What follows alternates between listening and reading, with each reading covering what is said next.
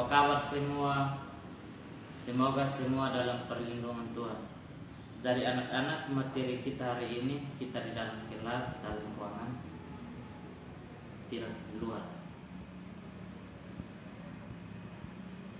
Jadi sebelum kita melakukan kegiatan kita hari ini, alangkah baiknya kita berdoa supaya Tuhan bisa menjaga kita. Berdoa menurut keyakinan masing-masing. Berdoa mulai. Bapa kami yang di surga, Bapa dan Murah dan makasih. Terima kasih Tuhan karena Engkau sudah menjaga kami dari Kalimantan hingga tiba saat ini dengan baik ya Bapa. Bapa, sebentar lagi kami akan memulai dengan kegiatan kami ya Bapa. Sebelum itu Tuhan, angkatkan hadiratmu ke hadapan-Mu agar Engkau berjaga kami dari awal pertengahan hingga boleh berakhir yang baik ya Bapa. Inilah doa kami hanya di dalam nama Yesus kami berdoa. Haleluya. Amin. Jadi anak-anak, materi kita hari ini di tema 2, subtema 4 dan 8. Subtema 2, pahlawan kebanggaanku. Subtema 4 dan 8, mempraktikkan penemuan kebutuhan istirahat, tidur, dan pengisian waktu luang untuk menjaga kesehatan. Materi kita tentang menyebutkan alat-alat kebersihan sesuai dengan fungsinya. Yang kedua, menjelaskan jenis-jenis sampah dan ciri-cirinya. Yang ketiga, menjelaskan akibat dari membuang sampah sembarangan. Yang terakhir, menjelaskan manfaat menjaga kebersihan baik di rumah maupun di sekolah. Dari anak-anak ada 10 alat kebersihan untuk menjaga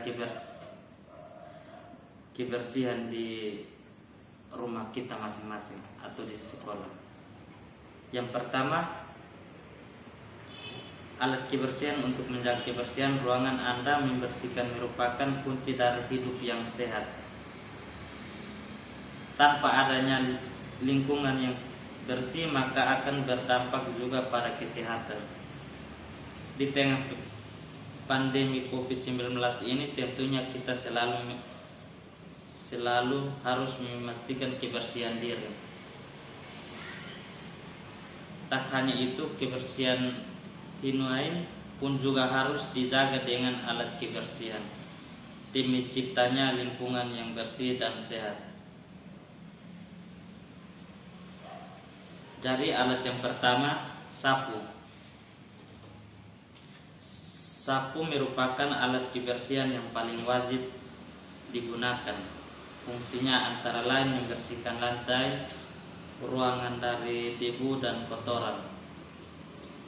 Sapu merupakan alat paling basic yang harus ada masing-masing di rumah atau di apartemen. Kemudian yang kedua, alat pel. Alat pel ini merupakan pasangan dari alat sapu. Nah, alat ini sangat penting bagi kebersihan lantai apartemen kita atau rumah kita. Dengan alat pel ini kita bisa membersihkan lantai, bagian-bagian lantai yang dirasa kotor atau lengket. Dengan mengepel juga kita memastikan bahwa lantai yang kita terbebas dari bakteri dan virus yang merugikan.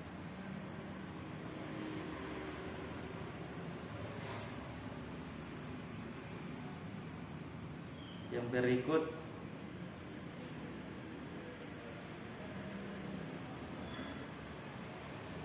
kain lap.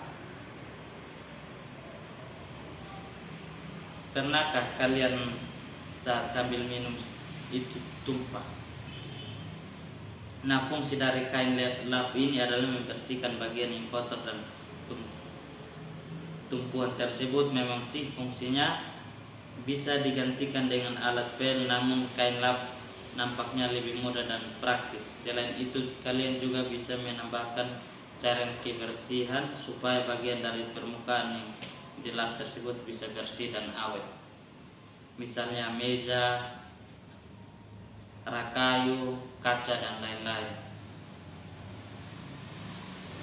Yang berikut sikat. Alat ini fungsinya untuk melepaskan noda yang melekat pada suatu permukaan. Dengan adanya sikat kita bisa membersihkan permukaan yang lengket atau terdapat noda keras. Biasanya sikat sendiri dipakai di dalam toilet untuk membersihkan toilet maupun membersihkan maupun lantai maupun toilet. Dengan adanya sikat dapat membantu membersihkan noda-noda yang melekat pada lantai. Yang berikut spons. Kalau kalian memiliki alat makan, tentunya hal yang perlu kalian miliki untuk membersihkan alat makan kalian adalah spons. Spons diperlukan untuk membersihkan segala macam peralatan makan atau bisa juga peralatan dapur seperti kacu, piring, sendok, dan lain-lain. Masih banyak. Selain itu, spons juga bisa berfungsi untuk menyikat permukaan yang menyimak atau berlumut. Contohnya adalah wastafel. Yang berikut keranjang sampah. Sesuai namanya, alat kebersihan satu ini berfungsi sebagai tempat pembuangan atau penampungan sampah sebelum dibuang ke tempat lain. Keranjang sampah ini menjadi komponen atau peralatan kebersihan penting yang harus ada di dalam rumah. Yang berikut, ember. Ember memiliki banyak kegunaan sebagai alat kebersihan maupun perlengkapan rumah tangga. Fungsinya utama ember adalah sebagai tempat penampung air. Selain itu, ember juga berfungsi sebagai penyimpanan pakaian kotor sebelum dicuci dan lain-lainnya. Selain itu, ember juga bisa berfungsi sebagai wadah pembersih lantai ketika ingin mengepel.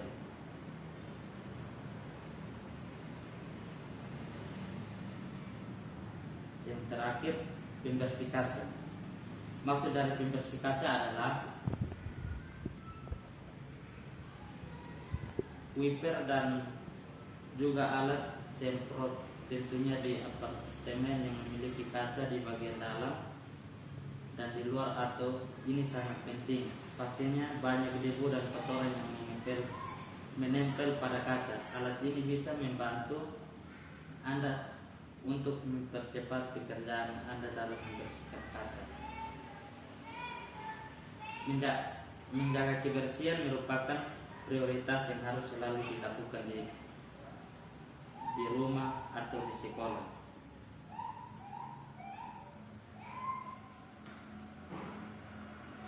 Manusia melakukan aktivitas untuk kelangsungan hidupnya, makan, minum, mencuci, bekerja merupakan beberapa contoh aktivitas. Setiap aktivitas manusia akan menghasilkan sisa-sisa tertentu. Sampah adalah sisa-sisa aktivitas manusia dan alam yang belum memiliki nilai ekonomis. Sampah perlu dikelola supaya bisa mencemari lingkungan. Sampah ini dibiarkan saja akan mengganggu kebersihan lingkungan. Secara umumnya sampah dapat dibedakan menjadi dua macam, yaitu sampah padat atau organik.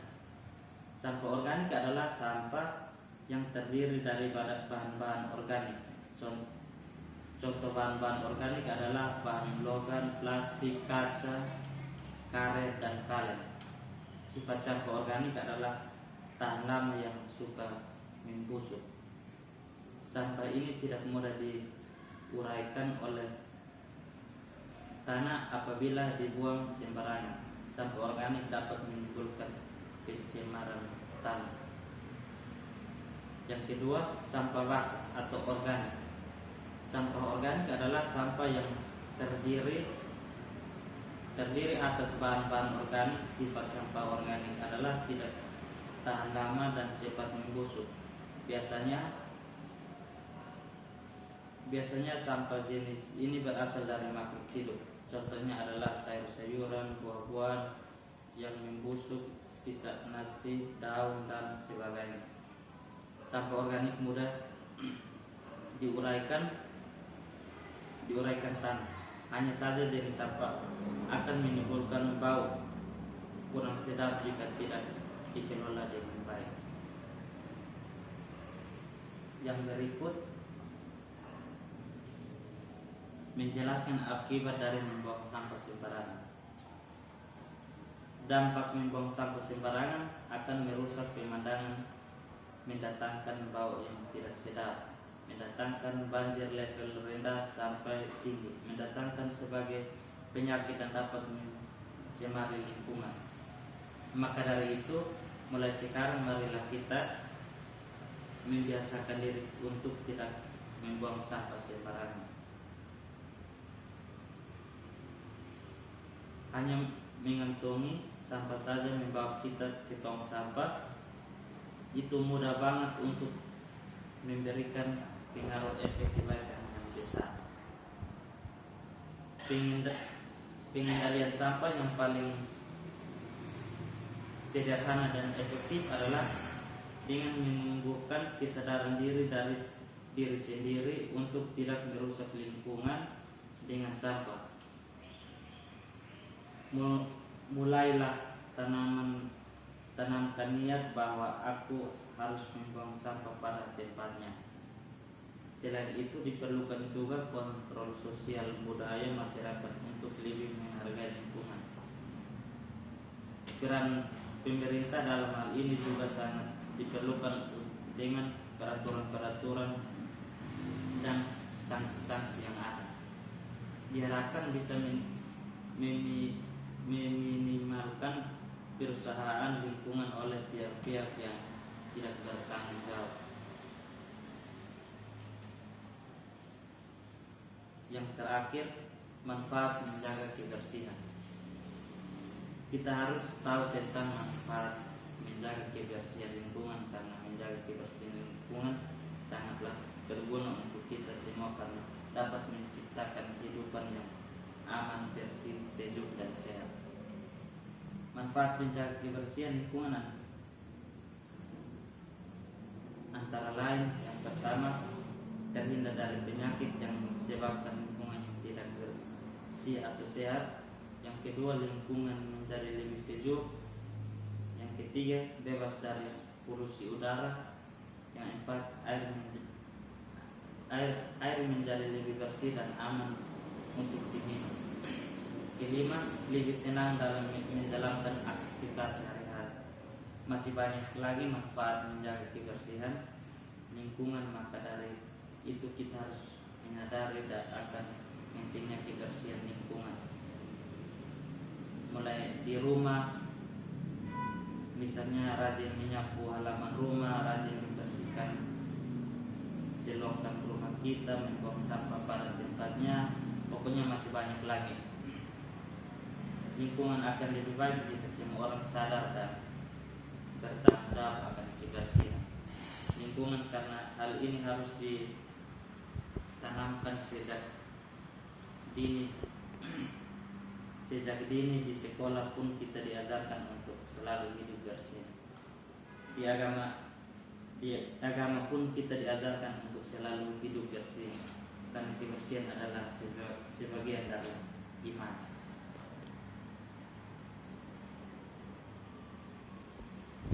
Jadi anak-anak, materi kita cukup sampai di sini. Bapak harapkan anak-anak selalu membersihkan, selalu menjaga kebersihan di rumah, di sekolah, maupun di jalan. Buang sampah pada tempatnya. Kemudian pokoknya hanya itu saja.